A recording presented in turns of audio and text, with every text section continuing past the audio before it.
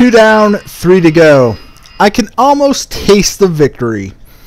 Almost, not quite. It's still a ways off yet. This is the Temple of Ice.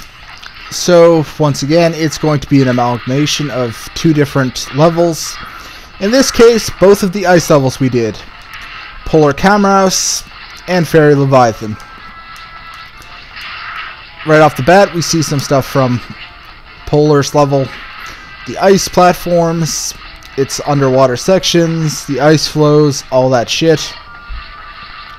Not a whole lot of stuff from Leviathan's level though, aside from stuff like those dogs making an appearance. Of course, it's fine that they focused more on Polar's level than Leviathan's. Leviathan's wasn't really much of an ice level. Polar's level, however, very much an ice level. Very, very much an ice level. Slippery ice everywhere, and spikes.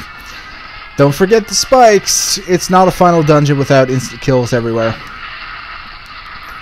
And here we have this section's rise up to the top somehow elevator area, because the elevator section in the first game, that was annoying enough, but now we have to have multiple ones in the sequel. Yes, we do. Yes, we do.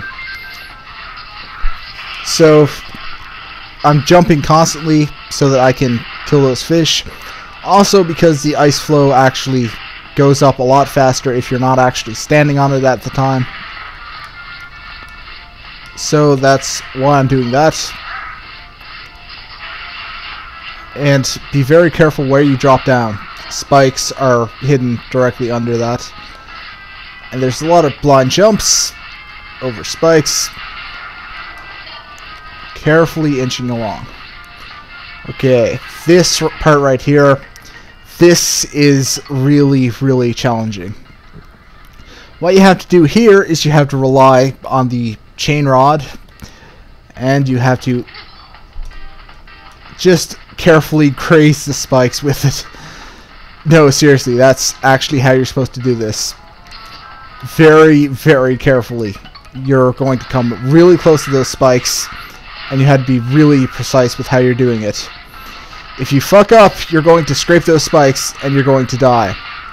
Fortunately, the hitbox is pretty wonky, so there's a decent probability you're going to scrape by if you're not horribly, horribly wrong in your placement. But still, you do have to be kind of careful with how you're doing this. Okay, boss fight time. I'm going to activate the F shield. As you can see, I do have all the X skills. That's why we haven't been picking up any other ones. Going to stick with the active form and my default weapons. Of course, you would figure this would be a rematch with Leviathan, so fire chip, right? It's the ice elemental area, so obviously you'd figure it'd be an ice elemental boss. And yes, you are seeing this right. It is an underwater section, and yes, that is ice. So it's an icy floor underwater section. Oh boy, I love this. Oh god. Foo-foo, I'm waiting for you, Zero. I guess Fafnir's disease infected me. There's some serious unfortunate implications right there. I don't believe homosexuality is a disease, nor sadomasochism. I think she just secretly has those tendencies in her. Once I start thinking of you, I stop caring about the Dark Elf. Aw, she's in love. Even if the world dies, I will be happy as long as I can defeat you. Now, let's battle. Yes, let's battle. Transformation sequence. Unfortunately, there isn't a magical girl transformation sequence here. And she turns into a giant stingray. Beware, Steve Irwin. Were you still alive? Ah, yes. And basically, her whole deal is that she takes her original attacks and gimmicks and just amps them up to fucking 11. Lots of areas of effect attacks. And yes, she gets her dragons back, except now there's 2 of them. So yeah, a lot of positioning involved, which is really hard to do because of all the fucking ice. And she still has some pretty annoying projectiles to boot. And you do have to be careful where you jump and when. And the projectiles do sway around a little bit, which is annoying. Is it weird that I'm actually kind of turned on by her whole weird-ass manta ray outfit? I mean, you know, weird for me. Getting a lot of use out of those sub-tanks. Glad I stopped off somewhere to fill them up.